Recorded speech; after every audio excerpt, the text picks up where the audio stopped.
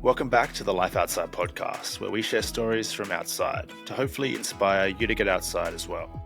My name is Cam Bostock, and on this episode, I chat with Alexander Campbell. Alexander is currently 2.5 years and almost 20,000 kilometers into a walk around the entire world. He's crossed 15 countries so far, starting in Sydney, Australia, and isn't even halfway through his trek. It's been an epic and wild journey up until this point, and Alexander joins the podcast from a small town in the country of Georgia between resupplies. He shares his motivations, struggles, and stories from the trail, including encounters with bears and crocodiles and run-ins with strangers that showed curiosity and generosity that you wouldn't expect. We hope you enjoy. The Life Outside podcast is proudly brought to you by OptiVenture, the first supplement and nutrition company specifically built for hikers and outdoor adventurers. I co-founded OptiVenture alongside my adventure buddy Hirsch back in 2023. There simply wasn't a product on the market that gave outdoorsy folk like you and me a convenient and comprehensive solution to micronutrition on trail. So we spent 2 years alongside a team of nutritionists, dietitians, and supplement scientists and formulated it ourselves. OptiVenture Core, our all-in-one supplement system, is available now, and you can find detailed ingredient breakdowns and information on the science and research behind our products at optiventure.co. There'll be a link in the podcast description, and you can use code LIFEOUTSIDE at checkout to get 10% off. All right, let's get into today's episode. Hey mate, how you doing? I'm good. How are you? I'm so good. We just had a brief chat before we started recording, but I just want to say again how much I appreciate you giving up the time to chat to me on the podcast. You're in the midst of one of the craziest adventures probably anyone has ever gone on, and even an hour or two out of that is just crazy to me. So thank you so much, and really excited to chat about your wild adventure walking around literally the entire earth. What day are you on right now? I know you've been on trail for multiple years so far. What's the exact day? I'm not entirely sure, but I think we're up around day 900 and something. Yeah. I think when you hit 4 digits, that's just like uncharted territory. I mean, I've spent, up to like 4.5 months on trail, which is a ridiculous amount of time. You're in the years and almost in the thousands of days. It's just a mind-blowing sort of adventure. Take me back to just before you started, because I want to know how you came up with this for one, and sort of what led you to starting an adventure this expansive. How long at the start? How long were you expecting this to take for starters? I said 4 years, always thinking that maybe it could possibly, probably would go longer. It would be like 4 years Right. if I was just like setting a good pace, going nonstop the whole way. But Sure. I don't think that's, yeah. So starting an adventure that minimum is going to take 4 years. Like, how did you get to that point?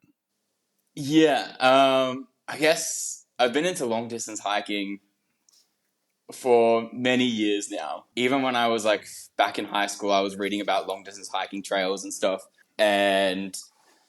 So pretty much like when I finished high school, I went traveling and I did my first ever overnight hike. Actually joined onto there's a trail in Hungary called the Blue Trail. I did a couple of nights on that with a friend and just like loved it. We got taken in by some farmers one night and they gave us a place to stay. Wow. And it was just an awesome adventure. How old were you when you did that? I was 19. Right. Yeah, so straight out of high school. And like during the rest of those, like it took like a year off to travel and ended up like in Nepal and doing like the Three Passes trek and some other, like I bought just like a cheap $10 bicycle in India and cycled on that for a bit. So just kind of really experimented with kind of different forms of adventurous travel. And like I'd been dreaming of doing stuff like that from when I was young. And it kind of lived up to the dream I had of it. And so kind of kept on exploring and like I ended up going to my first ever like through hike was the Colorado Trail. Yeah, I was heading to Canada on a university exchange and I had some time beforehand and just absolutely loved it. And pretty much after that was just kind of hooked on the through hiking and ended up doing another hike across Nepal on like a route called the Great Himalaya Trail. There's like a high route and a low route and I kind of did like a mix of the two. And then after finishing university, I was meant to actually go to the PCT in 2020 and COVID year. Got hit with COVID. So I ended up kind of coming up with my own little like route in Australia, kind of connecting a bunch of trails together, like the Hyson Trail, and then kind of going along the coast from like Adelaide to Melbourne, then up through like the Australian Alps, back to Sydney, back to my home, to my front door. And so I got back from that trip, and it was the first time I didn't have like university or anything to fall back into. And I was like, all right, what do I want to do with my life? And I ended up kind of thinking like, like what I love is going on these adventures. And I was like, what would it look like if I went like all in on that? And I was like, what if I did like a multi-year kind of like big like trip? And there was a while there where I was just kind of like looking at maps of the world, just kind of daydreaming, trying to think up of like possibly a long route that I'd like to do somewhere. And somehow, someday, I was like, what if I went around the world? And I kind of immediately started thinking of like all the different trails I could like connect onto, and I was pretty much sold on it. And like that evening, I went for a beer with one of my best mates, and I pitched her my new big plan. And then, later that week I told my parents, and I was kind of, locked in, and then just kind of saved up for a good year and a half until it was time to set off. And here we are. What was your 2.5 years What later. was your mate's reaction and your parents' reaction to you telling them that? Because it's an idea you just had, and then it sounds like you committed very quickly. Were they a little hesitant of the idea, or fully supportive?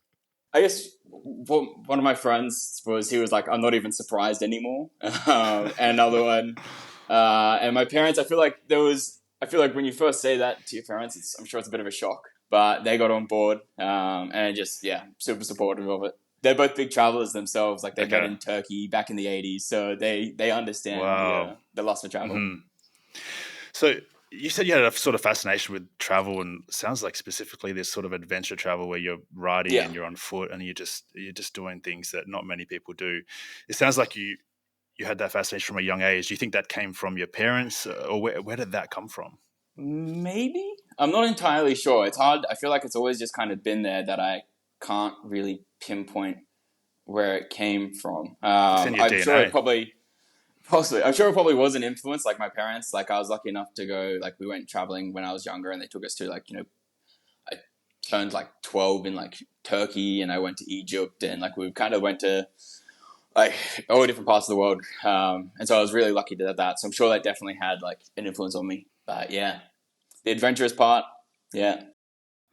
You've just taken it to another level, regardless of who or what inspired it. So it's pretty badass. I know you studied anthropology and archaeology at university, right? Yeah. Do you think that was, sort of like an extension of this fascination with the world and different places and people, and that was also part of the reason that probably inspired this walk, right? Yeah, 100%. I feel like, going, and it seemed like a smart decision to go get a university degree. And I feel like anthropology and archaeology was kind of like the closest subjects that like aligned with my interest in like traveling and adventure and other cultures. So definitely that was an influence towards why I chose those subjects. Sure.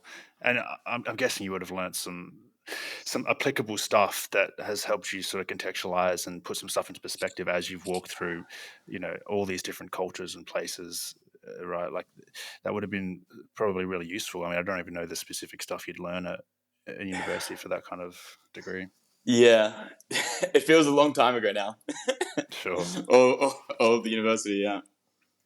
Yeah, it's interesting because like my favorite thing and why I love thru hiking so much is because I feel like I'd become like the trail becomes my home, and I feel like I'm just living out there, and that's my life for a certain period of time. And that just must be a whole nother level with you 2.5 years out. It's not been one trail, but just walking is your life, right? So it must almost feel like there was a before and then there's now, and this is just my current world. And you just have your routines, and it's just everything that sort of everything you think about and everything your energy goes towards every single day. Yeah, I love it. It's great. Yeah. But yeah, it's insane how long it's been. I feel like I'll think back to a part of like, maybe like when I'm in Australia, and I'll be like, wait, was that the same walk? Is that the same walk I'm still on? Yeah, right. Ridiculous, dude. Ridiculous. Give us some context on exactly the journey you're undertaking. How many countries are you walking across? How long is the journey expected to be? All that kind of good stuff, all the stats. Yeah. So far, I've walked through 15 countries, and I've walked about 19,000 kilometers. How far I end up walking, I'm not entirely sure. I've got a few different ideas kind of bubbling away. I'm thinking about whether I'd like to do part of Africa, like in terms of like getting the ferry across from like Spain and then continuing down that Wow. way. And then also whether I'd like to do South America. At the moment, I've said I'm just doing like across Europe next and then North America. But I kind of always deliberately went this way around the world so that I had that part last. So I could kind of see how I'm feeling. And if I was loving it and I wanted to keep going, then I could always, add on some more to the trail. Or if I want to go home, then then I could just go across North America and and then eventually back to New Zealand and then eventually back to Australia. Yeah, so you've got like this map on your website, which if you guys want some context to the adventure and a bit more information, go check out Alex's website, which I'll link below. But I think on there, straight across Europe, and then it kind of looks like you're on the Continental Divide Trail in the US. That was the plan. That was the plan. Yeah. And it was something around 40,000 kilometers, I guess, that you Yes. sort of set as the number at the start. So if you followed that plan, you're around halfway. But you could easily add tens of thousands of kilometers if you wanted, right? If you dip down through the African continent, South America is a very, very long continent as well. And so it's kind of cool that you've got that flexibility, but it's funny if you just like add on a couple continents, you're potentially adding like years to your journey, which is it's just what are you currently thinking? Are you still loving it after 930 odd days? Yeah, I feel like it definitely goes in. It's gone in kind of waves in the sense that like I feel like having taken some like I've taken some good breaks and like I've taken 2 months off during the summer here in Georgia, and I feel like it's been great in terms of just kind of just getting a moment to like refresh and like have some like social interactions with people and make some friends and like kind of recharge. And in that sense, it's kind of, I feel like working in the occasional break like that, then I'm loving it. I feel like I kind of went 2 years without really having like a significant break. And I feel like it was starting to get to a point where I was getting tired. And, but now after taking some breaks, I'm feeling good, loving it. And like, kind of, I feel like that lust for adventures kind of sky high again, and that's why I'm starting to dream and kind of scheme about like different trails and possibly countries or continents that I could do. And so at the moment, loving it. That's exciting to hear, because for those who don't know, Alexander's been essentially daily vlogging, recording and sharing the journey on Instagram and also on your Patreon, which has just been the most incredible thing to follow. It's not often you get to follow someone's journey over like multiple years. It's incredible. And we were talking a bit about before how hard it is to keep up with making content while you're sort of walking all day, every day. There's so much that goes into walking these kind of distances with logistics and just fatigue and having reception and having the time to edit and all of this stuff. And I think people will be happy to hear there's plenty more to look forward to. And it's been crazy to follow because you've, like you said, it's been very diverse along the trip. You've had, weeks and weeks walking across deserts. You've been through the mountains and, the rainforest, like so many different environments. And I can imagine like you walking across Azerbaijan and it was very flat for a very, very long time. It can be very easy to burn out when it's like sort of just the same thing every day. Yeah. Well, I feel like that's the great thing is that there has been such variety. And I feel like every time you get to a new country as well, it's a whole new culture, it'd be a new language, it'd be like, it's just been, I feel like there's enough change and variation that it's just like, it always kind of keeps it exciting in a way. Yeah. And there's always sort of something to look forward to as well, I guess. Yeah. You said you've walked through 15 countries so far. What are those 15 countries? Give us an idea of the route so far. So I walked across Australia first from Sydney to Darwin. That was about 6,000 kilometers. And then I managed to get on a sailboat to Indonesia and then across I remember that was like years ago. Yeah, it's been a long time. And then Singapore, Malaysia, Thailand. Couldn't go through Myanmar because of the ongoing civil war. So had to fly from Thailand to Bangladesh and then continued on from Bangladesh, India, Nepal, back to India, Pakistan, a couple of days in China, into Tajikistan, then Uzbekistan, Kazakhstan, across the Caspian to Azerbaijan, and now in Georgia. and next Turkey. Crazy. A lot of these Yeah. countries are places that not many people have ever visited. Even a handful of them, and you've literally walked across. All of these places. It's just wild. What was that first 6,000 kilometers like in Australia? Because I can imagine, like, how do you even mentally prepare for something like this? You've got 4+ years ahead of you. You're going to be in your home country for a couple of months. It's probably a nice way to ease into it. What were those first Yeah. few months like starting this mammoth journey? If you can even remember that far back. Yeah. No, it was. I remember. I think mentally it was tougher than I had expected, and than it had been in the past going on adventures. I think because it was always like, oh, I'll be gone for 6 months or a year, and so I didn't really feel any kind of sense of sadness about leaving because it was just like, oh, I'll be home in no time. Whereas I feel like the magnitude of like how long I was going to be away for kind of really hit me when I first set off, and so yeah, I was. I think, yeah, it was a little sadder than I had imagined, especially because I'd just been home for so long. Like, say, it was like the longest time I'd spent at home in Sydney because I was working to try and save up for this trip. And I feel like, yeah, I'd always been off kind of going, coming back, traveling, doing hikes. And so this was the longest I'd stayed put in one place. And I kind of felt quite connected to Sydney and everyone back home, a group of friends. And yeah, so it was quite hard leaving. But I knew how much like I loved going on these adventures. And so I knew like once I start going, you get into the swing of it and you love this. And I did. And yeah, it was first 6 months. I feel like in a lot of ways Australia was tough in that it was very remote just because there's just like huge gaps between like towns. Yeah, there's not many other places I've been in the world where there's just like so much just nothingness. And so like my longest stretch between food carries was like 400 kilometers. And so yeah, and I feel like it was also a lot of uncertainty in just like once you start getting up, going across the top, like up north, I wasn't sure about water, whether it would actually be possible because it wasn't like I had a cart There's or not anything. much I was out doing there. everything. Yeah. No. And so like even though I could see on a map that maybe there's like, possibly like a stream or something, doesn't necessarily mean it's going to be there in real life. But I think I was lucky in that it had been like a particularly wet season beforehand. So there was still like a fair bit just kind of like on the surface still. So I managed to make it work. But I was a little nervous about that. I didn't know how it'd go.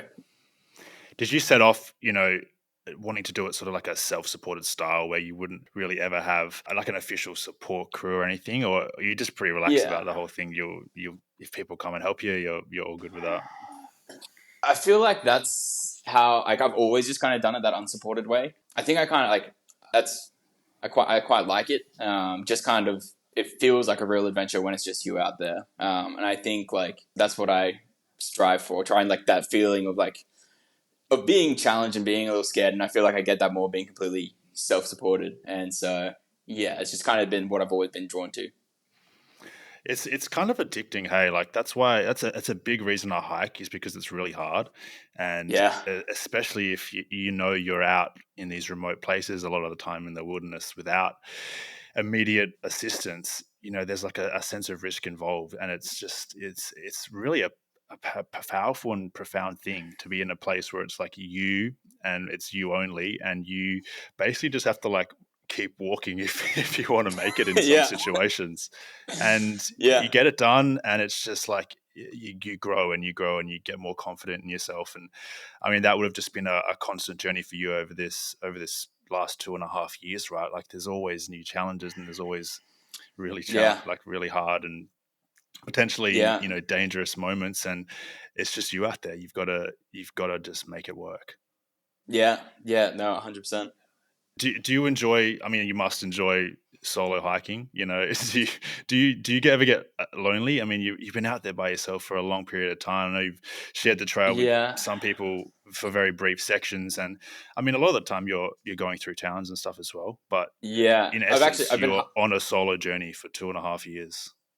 Yeah, I've actually the last couple of weeks here in Georgia, I've been hiking with a friend, so that's been a nice Amazing. change. But yeah, generally, yeah, the solo hiking I like. Yeah, I feel like there's yeah, again, it's that extra bit of challenging that kind of things are a little more scary going out when you're all by yourself, and I kind of like that. And I don't know, I guess I also quite like my own company. I feel like I am social when there's people there. Like, yeah, but I like kind of like having this like project that I can like focus all my attention into, and that is so don't feel too lonely or yeah. That's incredible. It's definitely like a huge plus being by yourself as well when there's so many logistical things to happen, and like you might want to walk huge miles, and just like not having someone else that potentially could hold you back or want to do something different. Like you have the complete Yeah. freedom and flexibility to walk your own walk, and I feel like that's almost essential on a walk this long as well, right? Like Yeah. you have an idea of what you want to get out of this experience, and how you want each day to go, and when it's Yeah. mostly just you, you have that full sort of freedom to do that.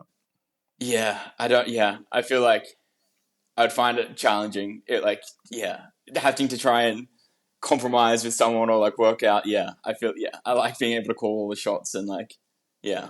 Gee, you must have built some insane fitness over this period of time as well, and it's like your friend joining you now must like She's a hiker too, so it's alright. okay, Yeah. yeah, but I mean, your body is just it's just built for it now, right? You're like a pure hiking machine. Yeah. I don't know. I feel like as soon as you stop hiking, you lose it. It's Do you I feel reckon like those 2 months off you lost a lot of the fitness? not so bad. I took a break in the winter, and I feel like coming back from that. Well, actually, I've realized that I'd also had COVID, so I think maybe that's why I found it so hard. But I particularly found it hard after I took a couple of months off in the winter, restarting again. I was just really lacking in the energy and the strength. But that might have also just been COVID and not actually taking the months off. But yeah, Yeah, I mean, yeah, no amount of fitness can get you through some of the crazy stuff that you've been through. The weather and the mountains and the potentially sketchy situations. What's been like some of the toughest parts of the walk so far? I mean, 15 different countries, different. Not only is it different people, languages, and cultures, but just vastly different terrains that you probably have never walked through. In your life, a lot of these places. Can you think back yeah. to a couple of moments that have just been like, what the hell am I doing here and how am I going to get out? And I feel like in a lot of ways, some of the most challenging have been going through like monsoon season. So I had to go through monsoon season in Malaysia, and it's just so incredibly hot and so humid, and like to the point where like I ended up getting not like it's like the veins in my leg kind of flared up, and they all turned red and sore, and they kind of looked like they were sunburnt, and like they were just really painful, and like just because the heat was so bad, and I was trying to do big days, and I feel like the heat has been the worst. The cold was bad too, coming in like in Tajikistan and Uzbekistan, like coming into the winter. Yeah, I feel like the temperatures, make it, probably the worst part. The weather's almost always the most challenging bit, because obviously Yeah, it can be very unpredictable and very extreme on either end, and so like you're yeah, just having to adapt to that as you move through seasons and climates. I mean, most yeah, long through hiking trails, at least the ones that I've done, you're pretty much done at the end of a single season. Like you just yeah, walk through summer or whatever, but yeah, you're walking year round, and so it's like you're experiencing every single aspect of the extremes that you can get with the weather, which is wild. Have you changed your gear much from the start to now? Like, do you change it nah. throughout seasons, or you're pretty set on what you're using? Pretty set on what I'm using. I need to I want to get myself a warmer quilt for this winter coming up, just because the last time I was too cold. Because I've only got like a 30-degree quilt. It's very old. I've had it for like probably like 7 or 8 years now. Right. And so it's just a lot of loft. And I want to switch that out. But pretty much everything else is like I've had to replace my tent once because it got eaten. Well, it was already getting very old, and then it got eaten by ants in Thailand. They ate like all through the mesh, and I woke up like covered in ants biting me. But Insane. yeah, pretty much everything else I kind of just keep. Like I always carry like my down puffy jacket, even in the summer, just because then I'll need it when the winter comes around. And I don't want to have to bother buying a new one. Run me through Yeah. your gear list, and like, what is your base weight? I'm assuming you've gone pretty ultralight, right? Yeah, it's pretty ultralight. I think like when I first started off going across Australia, just because it was such big food carries and stuff, like I was more disciplined in keeping it down. So I think I was probably around like maybe 4.5 kilograms base weight. And Awesome. now I'd say I'm probably up around like maybe 5.5, 6, probably 6 maybe. So what are you big for? Like, I'm a gear nerd, so I'm Yeah. interested in what you're actually using. I've got the Z-Packs Plex Solo tent. And then for my quilt, it's an American company called Nunatak, which has been great. For my sleeping pad, I've got a NeoAir Thermarest like X Therm. And so I find like that's great just because it can like go into winter as well. Wait, what's the other piece? Oh, the backpack. I've got a Palante Desert Pack. So it's like 42 liters. Yeah. And have you? So you haven't? You said you replaced the tent after I got eaten, but other Yeah. than that, Actually, has it? I replaced the backpack once. I'm probably at a point where it's starting to like rip in a few places. So I could probably switch it out at some point. But yeah. It's. I mean, geez, the fact that you've only replaced some of your pieces of gear once is crazy. After Yeah. 20,000 kilometers, it's Yeah. ridiculous. They'd get absolutely battered. Yeah. Yeah. Yeah. Ridiculous.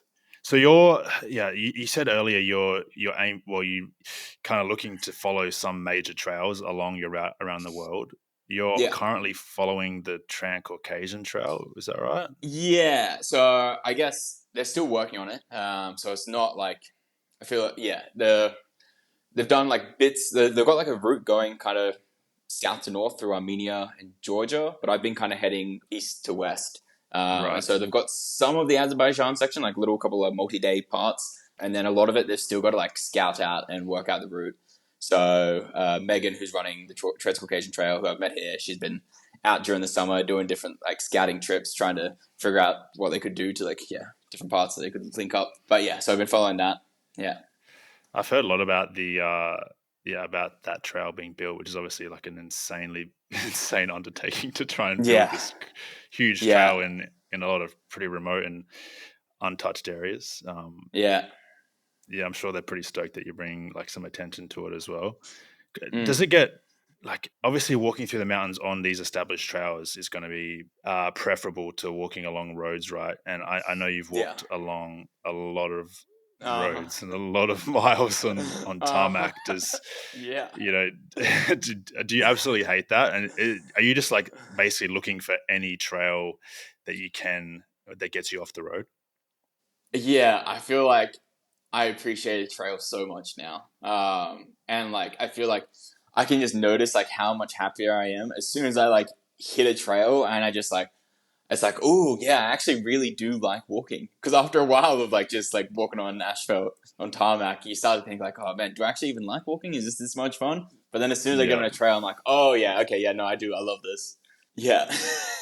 Yeah. So what are some of the big trails that you've potentially got like walking Yeah. through Central Western Europe? Are you going to follow any of the like you're going to go through the Alps? Like what's your route like look like Yeah. through there? So unfortunately, we're coming into winter, and so that's Hmm. kind of limiting. Because once like I've got Turkey next, and that'll be about 3 months, and then next is into Bulgaria, and so like that'll be bringing me into like December, January. So and I've only got 3 months on my Schengen visa that I'm allowed to stay in like a lot of like the European countries. So my plan is to try and take a pretty direct route, get across to the UK. It gets confusing visa wise, so I can apply for a French long stay visa because I'd like to do the Hexa trek, but you can only apply from a country of residence, and I don't want to go back home to Australia. So if I get like a working holiday visa in the UK, then I can apply from there because that'll be my residence. So I guess so. My plan is to try and get to the UK, apply for it there, and then come back possibly down on the Hexa trek and like through the Pyrenees, and then maybe then join on to like the Camino, and then follow that. Wow, oh, dude, Yeah, that's crazy. I mean, these are like the things that you don't think about. Well, like the probably the audience doesn't think about as much as yeah, the visas and all these like logistics of crossing 30 plus countries yeah, over this amount of time, because you're going to be in countries for a long period of time. Walking walking across the country yeah, is a lot slower than driving or yeah, riding even. yeah. It must be so chaotic. I mean, I know, was it leaving Azerbaijan? Like you had a fine, and then you only just got out like a day before your visa expired. Like there must have been so many Yeah. situations like that just like hell stressful outside of just the walking itself. Yeah, I feel like it's actually been okay so far. I feel like coming into Europe is the most complicated it's going to be, I reckon. Before that, like there's been times where I've kind of had to push to get out of like the country in my allotted time, but it's always kind of been manageable. Yeah, thankfully. What is it? What is it about walking for you? Because there's many ways you can travel the world. Biking would be a lot faster than walking. Obviously, driving and flying Yeah. around the world would be a lot quicker, and that's definitely more common. What is it about just walking for long periods of time and long distances for you that motivates you to just keep going every day? I mean, Yeah. for me, I would prefer. That's how I love to explore countries, is to Yeah. literally walk across them. But Yeah. walking across the I world feel is like a whole different sort of thing. I Yeah, made a list one day in my head when I was walking about like why walking is the best way to go. I gotta try to remember. I feel like one of the main ones was that it's more of a challenge, just in terms of just trying to figure out like covering the distances between places. Like it's much harder to like make your way through the deserts of like Uzbekistan, Kazakhstan on foot than it is by biking, and like I like that added challenge. And then another thing is just like I feel like the best parts for me of this walk have been those times where I've been able to get onto trails like up into the mountains that I wouldn't be taking a bike otherwise. And so like if those are the best parts, to have just taken those out of the walk would be, yeah, for me it would be sad. It wouldn't be the yeah, same walk. And another one, like I feel like moving at the pace of walking, it like I feel like when you're on a bike or if you're in a car, you just move to a place much quicker, which is nice. I feel like it is nice riding on a bike. When I do get on a bike, occasionally I'm like, wow, this is so great. You're moving so fast. But like by going slower, you more have to interact with the people who are living in these places, and I feel like that leads to a lot of really nice moments that I might not have otherwise if I wasn't walking. I remember one of your vlogs as well. You were saying how you really noticed the change in landscapes a lot more walking, whereas if you're just driving Yeah, and just looking at the road and you're traveling, it's a lot of distance, a lot quicker. You don't really notice things as much. Whereas, like, especially when I think you're walking across a flat desert, and then even just like a little yeah, hill, it's like this yeah, incredible thing that you wouldn't really appreciate as much if you weren't on foot. yeah. No, exactly that.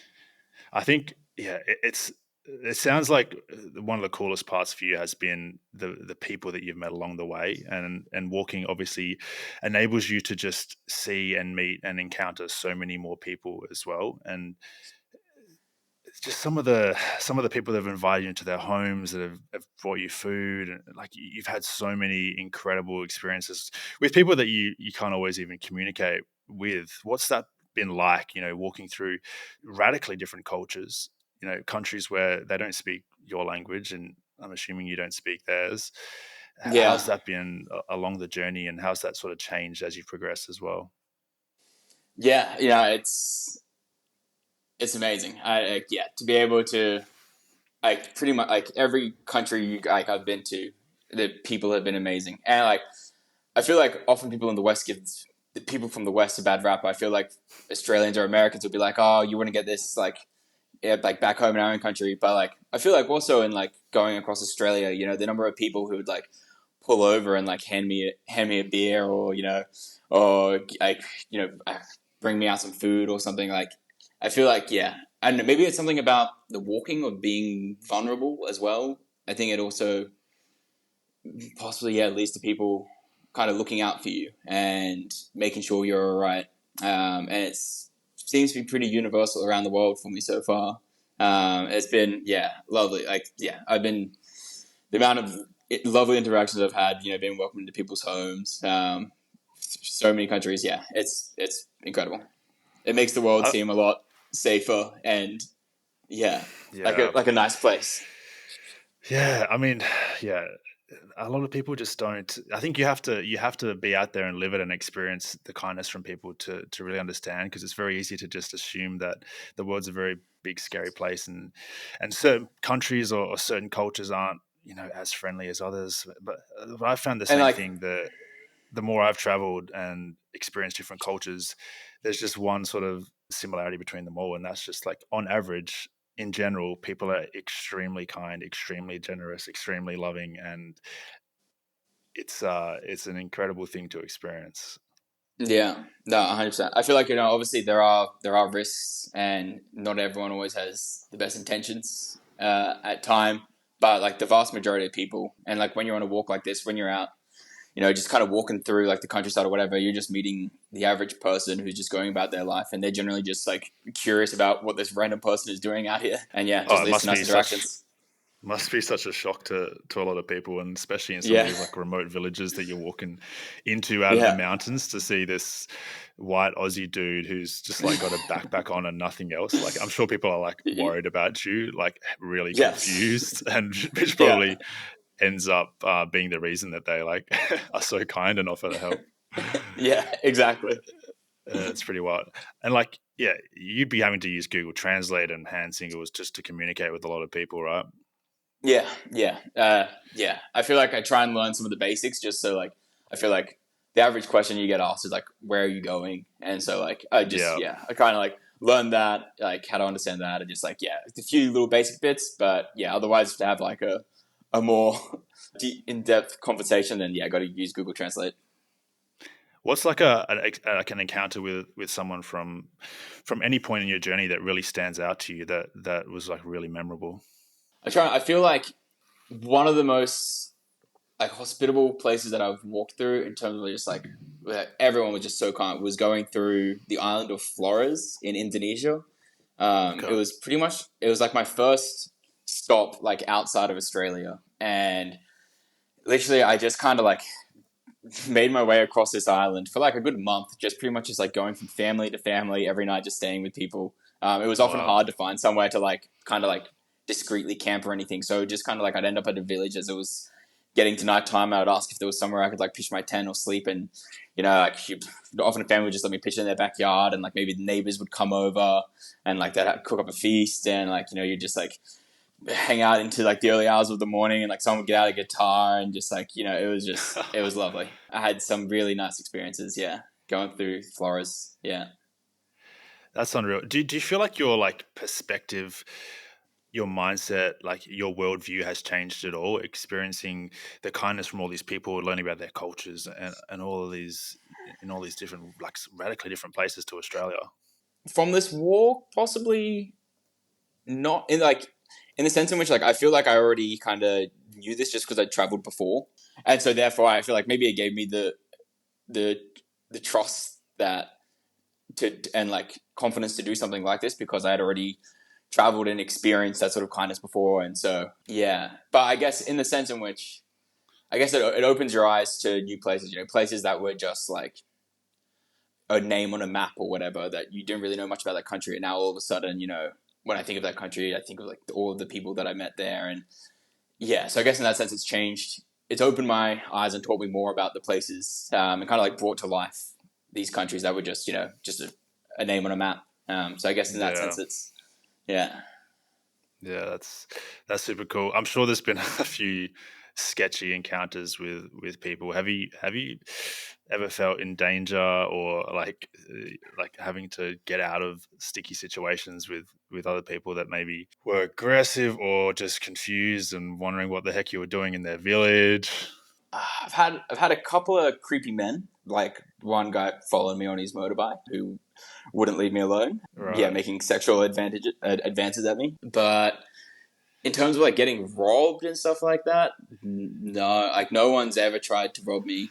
I've never in all of my years of traveling, even before this, I've never been robbed. I feel like to be honest, I feel like you're more likely to experience stuff like that probably in like the very touristy areas, in like the busy cities.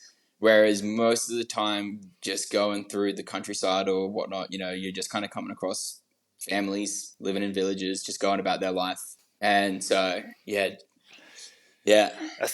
I reckon that's probably a big reason why a lot of people who even might travel a lot have a negative view on certain places because they do mainly just visit big cities and touristy yeah, areas, whereas you're going to places that really not many people would go out of their way to visit, like these just yeah, mountain towns and these villages in the rainforest. Like tourists aren't just typically going yeah. to these places, and so you experience hospitality and generosity in ways that you just literally wouldn't in a city full of millions of people.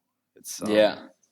And like it's when there's it's also it's really cool. tourists, there's like you're more likely to have like people who've learned or like maybe are trying to scam you and that maybe you need to be wary of because like maybe they're going to try and take advantage. But like I feel like that's kind of like that kind of culture kind of is bred around like mass tourism. But when Yeah, you're out, so therefore, if you're away from mass tourism and you're out there just meeting the average person, generally most people aren't, no one's trying to take advantage of you. People are just honest hardworking people.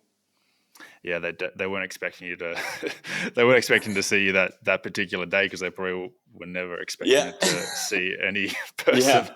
hike through their town. So Yeah. you've been mostly, like, outside of staying with people that you met along the way, you've been mostly just like wild camping, right? Like in wherever basically you can.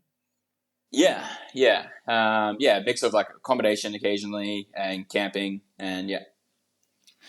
Has that been hard to find places to camp? And I mean, you're quite often in remote areas, and so it's you probably just jump off the road, go camp in a flat spot, right? Yeah. Yeah. It can be harder. I feel like, yeah, I feel like I've walked through so much variation that like obviously there's some areas where if it's more populated, it's harder to find a spot that's maybe more hidden. But you might like maybe you look on your satellite like maps and kind of see like, oh, are there any like good forested areas kind of coming up that I might hit near the end of the day that I could possibly like go camp in. Yeah, I feel like, yeah, How do you try and work it navigate? out. Because there's no just like far out or old trails that has the route around the world that you can follow and know where to Yeah, get water and where to camp. You're just kind of yeah. making it up as you go. Are you just like literally scouring Google Maps and just kind of making your own way each day? Yeah, it really depends on the country. I feel like going through here, I've been trying to join on to trails that I've got from the Transcaucasian Trail, and then next going into Turkey, for instance, there's like an app called Wikiloc where people can like upload like routes they've done, like whether it's hiking, driving, or cycling or whatever. And Yeah, I right. just recently found a guy who had uploaded a route that he walked across Turkey through like off like a lot through the mountains kind of stuff. Yeah, and so he uploaded that back in, I think he did in 2022, and I only found that a couple of days ago. And so I'm like, amazing. So I'm going to try and follow that going through Turkey, because he just deliberately, like, he'd obviously spent a lot of time like just looking at satellites and like, because he's following trails that aren't even on like marked on trails, but you can see him if you look on satellite. And so he's, yeah, Wow. made this great route. So I'm hoping to follow that. But yeah, other countries, like, sometimes you don't have a lot of choice when you're going through like, going before that, it was like Uzbekistan or whatever. And it's just like, a lot of it was just desert. So you're just kind of like staying close to the road, because the road is where there might be a truck stop with restaurants and you can get water and food or whatever. And so you're just kind of staying near that. And it's just like you're heading in the direction of where the border crossing is. And so like, it's just kind of a variation of, if there's hiking trails and something more exciting that I can join onto, then I'll try and do research into the country to try and see whether I can find anything that I could follow. But yeah, and then like I guess I also use like a map, like maps.me. There's like that became got bought out, and there's like a paywall now if you get it too many maps. So Classic. there's a good free one called Organic Maps, which is the exact same, but it's free. Or yeah, Gaia GPS is what I kind of upload the GPX routes onto, and navigate through that. How far ahead are you planning? Like, I know you have this, this route that's sort of like the Yeah, rough plan that you started with, but are you looking weeks ahead often, or is it's probably different depending on how established the yeah, trail or road you are on is? yeah. I feel like I don't look in depth too far ahead. Like for instance, if I'm like, like, oh, I knew the Transcaucasian Trail was here, but I hadn't really like looked into it. Like maybe I downloaded it, like the route, and I was like, cool, sweet, got that. And I only look at it when I get like into it, and closer to it. But like to be honest, I've got a lot of question marks kind of moving forward. Like after Turkey, yeah, I'm not entirely sure of my route. I've got a few different like kind of trails and like kind of different things downloaded, but I'll be in winter, so I feel like I don't really want to. Going up into the mountains isn't ideal. So yeah, so we'll see. But yeah, I feel like there's a lot of flexibility, and there's a lot of like just kind of constantly working things out. And yeah, It's exciting, kind of not knowing yeah, where you're going to be as well. I think that yeah, quote from, I think it's from Night at the Museum, where like they're like, one person's like, I don't know what I'm doing with my life. I don't know what to do next, and the other guy's like, how exciting, It's like kind of, you have no idea really what to expect a week or yeah, a month, or in your case a year from now, and that is the coolest thing. And be able to have the flexibility to just navigate that as it comes, and yeah, potentially take this little side adventure or whatever pops up is really yeah. cool. How often do you sort of detour off your planned route for the day or for the week to to do things that you see along the way, or to just go climb a mountain or do this like little side trail? Or are you mostly just kind of like beelining the route to get to, you know, the next country or whatever it is, or you're often detouring and doing little side trips?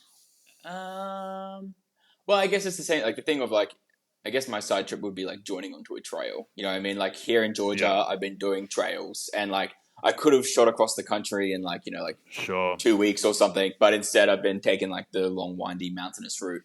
So yeah, I guess that's yeah. I do a lot of that if I can, if there is trails to follow. But in terms of like, maybe if there's like a specific like site or a place that I want to go through, I'll try and work that into like my route across the country.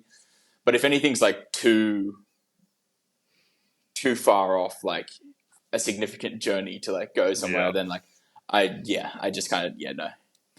You can't just pop up to see some like famous tourist attraction or like mountain, because it can Yeah, potentially be like a week detour, right? It's like you can yeah, very easily add on a lot of days. yeah. No, 100%. Yeah, At this point, you must have like a pretty set daily routine of like you get up at a certain time, you do a certain thing, or is it pretty random every day? I feel like I'm not a particularly structured person. Yeah, I feel like I'm not someone who has like I don't have like an alarm going every day at one specific time, and I get like it's very much just kind of like I don't know if I end up staying up late because I was getting some work done on like making a video and I'm in the groove, then like maybe I'll stay up later and I'll just sleep in an extra hour or two. Or yeah, I feel like I just kind of flow with it. And like it depends like where I'm walking, like going through the desert of Uzbekistan and Kazakhstan, like it was kind of nice walking into the night and like there's no one out there. You weren't like going through villages, so you didn't have to worry about like awkwardly going through a village in the middle of the night and like waking everyone up because the dogs were maybe barking. So I could just like walk till 10 p.m. or 11 and like and then set up camp, and then you know maybe I'd sleep in later than like I would, like I'd maybe wake up at like 8 rather than like you know up at 6 or you know yeah. Do you have a certain amount of hours or kilometers that you aim to walk each day? I mean, it's gonna depend vastly on the terrain. Like I've been following you on Yeah. Strava for a long time, and like the last couple of weeks, you've just been doing like 2,000 meters of vertical climbing every day. Yeah. So obviously, you're not going to be walking as many kilometers as Yeah. you would on a flat road section. But do Yeah. you have like at least like amount of hours you try and hit, or because like you know walking an extra 2 hours per day over multiple years is going to get you Yeah. somewhere a lot quicker, right? Yeah. I guess it also often kind of depends on how much of a time push you have for your visa in terms of having to get out of the country. I feel like Yeah. that was a big motivator going through like Uzbekistan, where I was doing like getting up into the 60s. That was like mainly driven by the fact that I only had 30 days that I could be there, so I needed to like get out of the country. But yeah, I feel like if I'm generally on roads, like I can just like set a good pace and it's fine, then like I would want to get into the 40s generally. But then as soon as you get on trails, and then like the trails here aren't like necessarily like the trails in like on the PC, like sometimes there's no trail, it's completely overgrown, and you're going through like you're just bashing and like you're trying to like work out the route, and like I feel like so then like that can be a lot more slow going. I feel like there's been a lot of variation lately. Yeah. Yeah, it makes a lot of sense. How's it been creating content on the trip? Like for those people who have followed me for a while, you know, I do a lot of sort of daily vlogs while I'm walking, and Yeah. you've been doing that for a long time. Is that stressful? Is that challenging? Do you really enjoy it? Like, how's that been for you? Yeah. I feel like at times I can have a love hate relationship. It's Yes, I can awesome. relate to that. Yeah.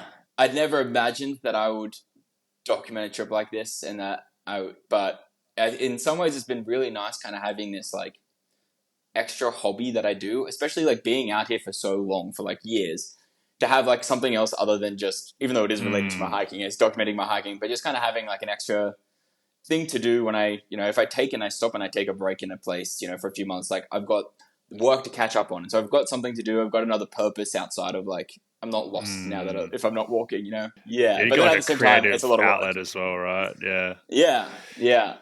And like Yeah, it's a ton of work. I'm uploading a lot of my like old all the old reels to YouTube now, and like even just like looking at some of them, and like I forget so much, and like I feel like that's like on my past hikes I'd done, I'd never really documented it. And I feel like there's so much I've probably just forgotten. And like now looking at like my older videos of like going through Bangladesh, and it's just like, damn, like that was so cool. And I forgot about that. And like to be able to just Mhm. kind of like relive it and like to always have that. Yeah, It's the is awesome. best. It's like the Yeah. best gift that you can sort of give to yourself. Imagine in 50 years time, you're showing your grandkids when you walked across the globe, and if you didn't document it in some way, you just, like you said, you'd forget so many parts of it. I find that Yeah. when I go back and look at my vlogs, obviously you're not recording every moment of every day, but just these little snippets of video, it's just sort of jogging memories of that day, even of stuff I didn't record, and Exactly. it's just so nostalgic. Yeah, I will just forever make videos about what I do, even if zero people watch, because it's just the coolest thing to be able to look back and relive those incredible memories. What's your process like creating these vlogs? Like filming each day and editing and voicing over. Like, what does that look like? Process. Like, I feel like are I'm you not just trying to really. shoot as much as possible every day? Are you just like shooting the good bits? Are you crafting a story in your head of how you want to tell I that f- day or that week or whatever it so is? I feel like I'm definitely not crafting a story. I feel like the stories seem to just kind of like just unfold, and because I'm often editing so far. So like I'll just kind of film throughout the day. I'll be like, oh, just get some clips. I talk a lot more. There's a lot more that I film that have been these longer videos that I've been putting on Patreon, and so like I feel like I talk a lot more and go all that, but that just kind of I clip it all down to like 30 minutes or 20 minutes of footage or whatever, and I clip that down to 1 minute for the reels. But I'm also like I'm editing it often like months after it happened, so I'll just kind Yeah. of skim through the footage and I'll be like, oh, okay, yeah, that happened, and like I'll write out the like a little script of that I'll then end up narrating, and then just kind of editing it all together, and yeah. So you often do that in your tent at night. Obviously, you can do batches of it when you're in towns or taking some time off. But yeah, Yeah, I feel like it's harder and harder now to edit after a long day of walking. Now after a hmm long day of walking, I'm just like, I just don't really do it that often. I feel like it's generally when I take a day off that I'll then try and get some editing done. I'm just generally just too tired that like to try and like I don't have the brain power left after like a big day of like full hmm solid walking. Yeah, Oh yeah, yeah. I totally get that. It's yeah. it can be a grind sometimes, but I mean, it's just so rewarding. I mean, you've got over 500,000 people following your journey on Instagram alone. What's it been like having that? That's a lot of human beings. Like, what's it been like having that many people watching the journey and obviously commenting incredible support, and I'm sure you get lots of messages as well telling you how much they sort of enjoy the journey and inspired by it. Yeah, no, it's crazy. It's a hell of a lot of people. I feel like it's hard to properly like wrap your head around how many people that actually is. But yeah, no, like it's cool seeing how much people just enjoy following it, and just like how much kind of how entertaining and yeah people seem to find it. Yeah, no, it's cool. And there'd be so many people heading out on their own adventures because they've watched you on this wild adventure, and like people don't have to follow exactly what you're doing, obviously, because that's just like it's out of reach for a lot of people. But even to do their own little things that they may never have thought to have done before watching your content, it's really cool. I mean, Mm. it's the reason I create is because I just it's so powerful spending time in nature, moving your body and challenging yourself, like you've talked so much about in this Mm. podcast, and to be able to inspire people to do those things and reap the benefits is really powerful. Like, what is it about being outside for you that you love so much? I mean, you're just outside all day, every day. I'm trying to encourage people as much as I can to just spend an hour outside every day, move your Yeah, body, get into nature. It's just like yeah. it's sort of where we're meant to be. Yeah. I feel like What that's is? that's that's why I love long distance hiking is because it kind of like it forces that to be a part of my life. I feel like I Yeah. can find it hard to discipline myself when I'm outside of a walk. Yeah, because I'm not particularly structured, and I feel like to. So yeah, kind of like by setting off on a long walk, and once you start, it's just kind of like you're out there and you're forced to get out there, and you wake up each day, and it's just part of.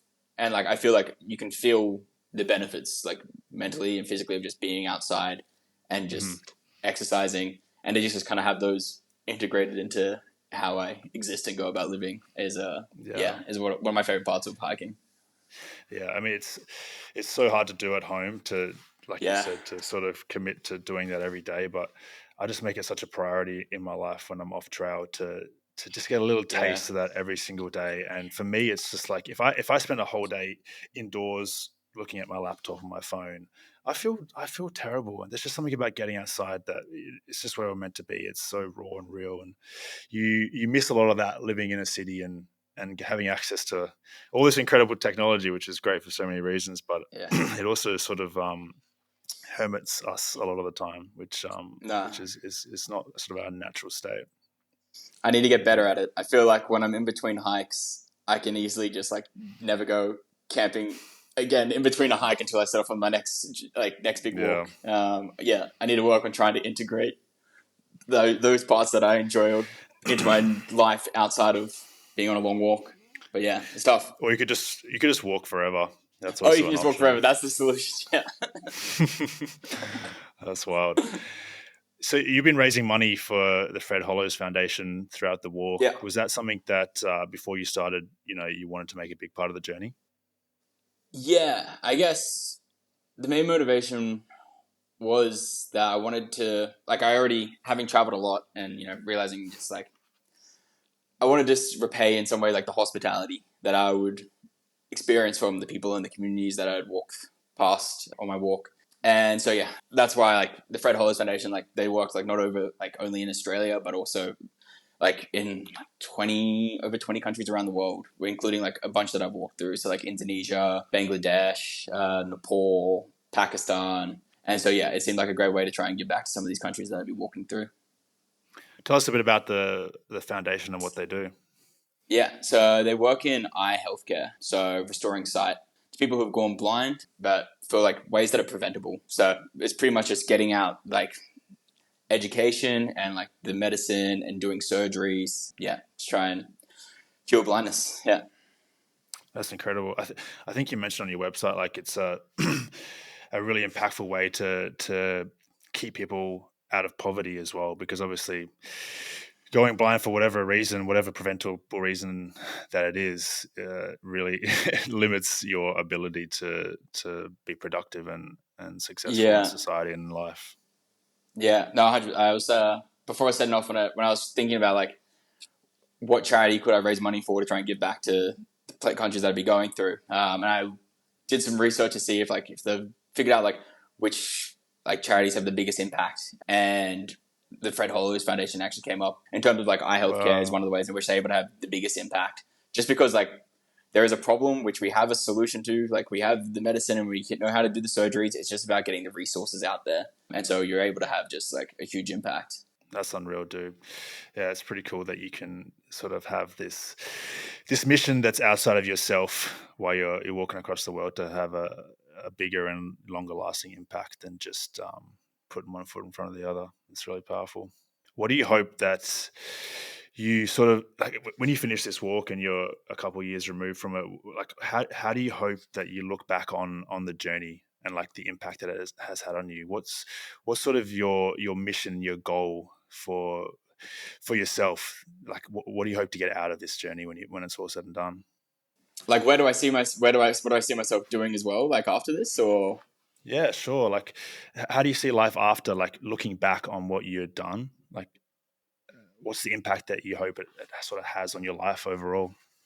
yeah, I'm not too. Yeah, I don't know what I'll end up doing after this. I feel like adventure will always be a part of my life. I hope that I can kind of keep on doing hiking, keep on working it into being just a part of my life. Don't think I'll ever do anything ever as big as this again.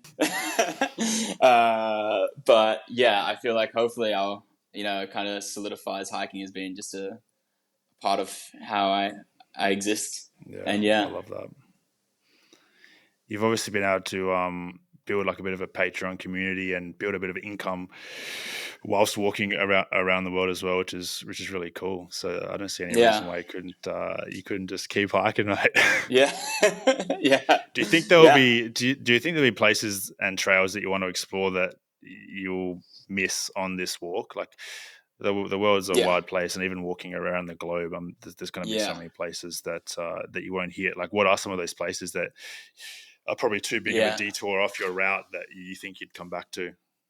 I feel like the Pamir Trail in Tajikistan, I couldn't do a lot of it because I was coming into the winter, and so I was already too late in the season, and the snows had come. And so I feel like that's up there on top of my list of places I'd like to get back to go do the Pamir Trail. There's also a new trail called like in Kyrgyzstan called the Kyrgyz High Route or Kyrgyz Nomad Trail or something like that.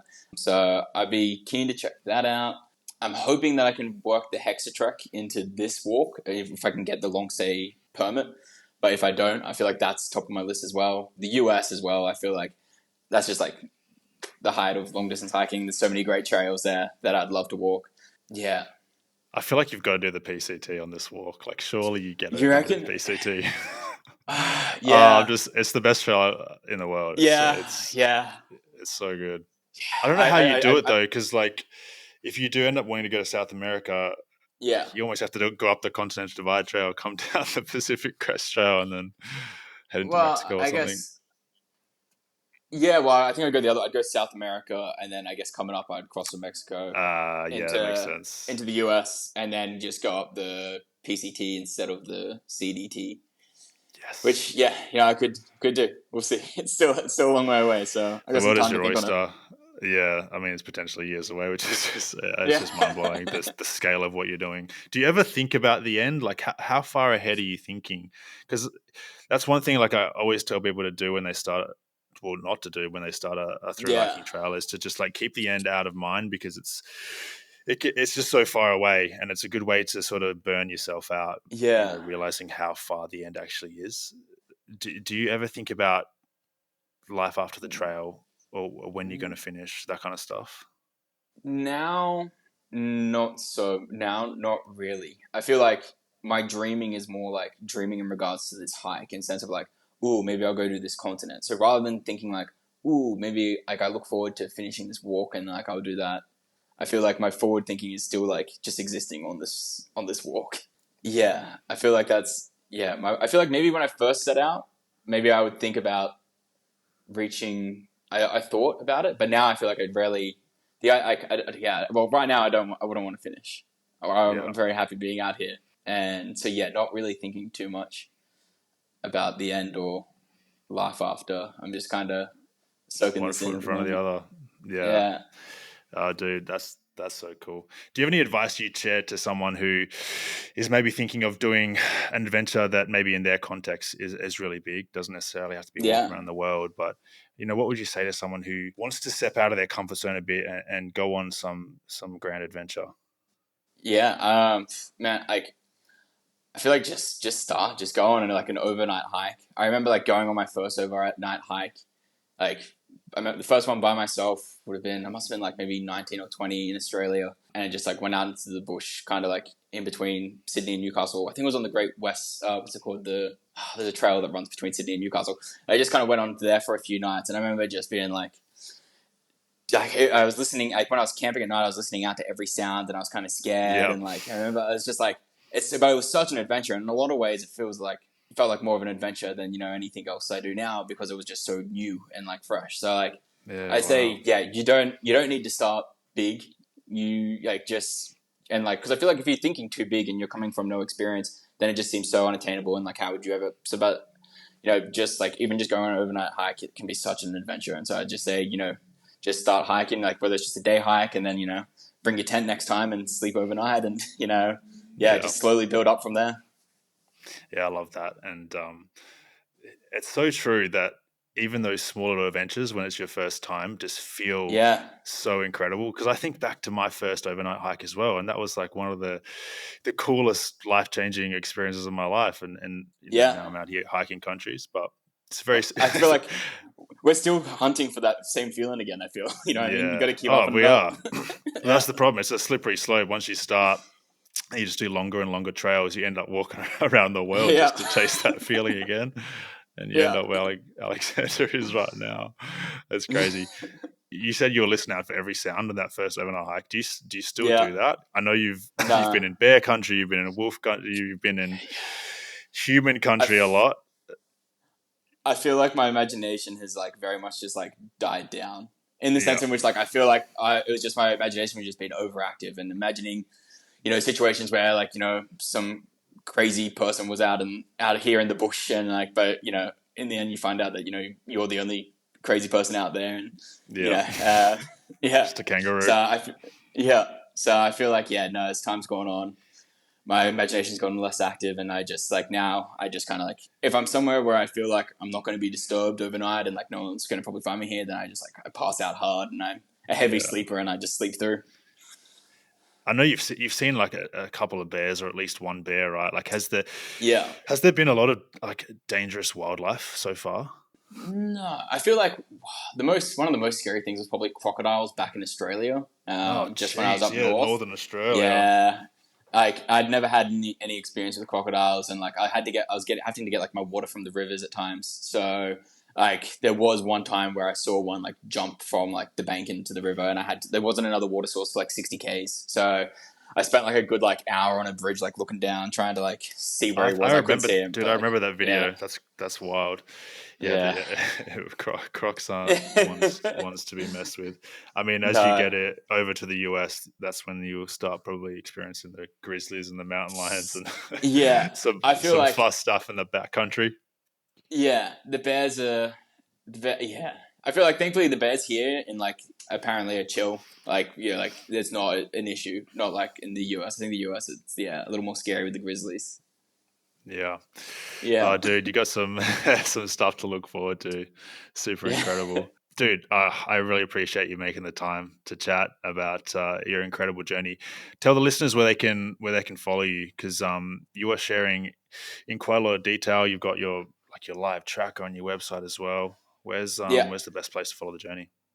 Yeah, so my Instagram is probably best. It's at Alexander_Campbell. Yeah.